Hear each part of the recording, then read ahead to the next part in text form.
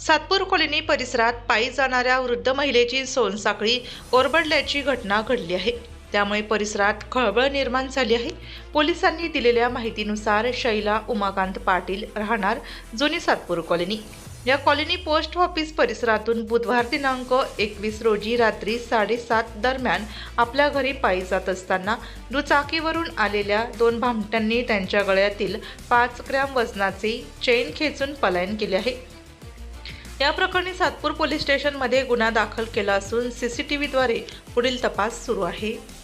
मी या ठिकाणी चालली जाऊन मारायला म्हणजे पुढे फोर व्हीलर थांबलेली ना, त्याच्या पुढची जी बोर्ड आहे 2 घरांची, कॉर्नरचं घर आणि त्याच्या मागचं घर, त्या बोळीच्या इथे खेचली ती गाडी. चालू गाडीत ना 2च जण होते. चालू गाडीवरनं एक उतरून त्यांनी खेचली, लगेच पुढे ते गाडीजवळ फोर व्हीलर जवळ थांबवलेली गाडी, त्याच्यावर लगेच बसले निघाले. बाईक कोणती असं वाटलं नाही सांगतात. माझं फक्त लक्ष त्या तुटलेल्याकडेही नव्हतं, फक्त मी पडली नाही याच्याकडे होतं, कारण माझं रिप्लेसमेंटचं ऑपरेशन झालं ना.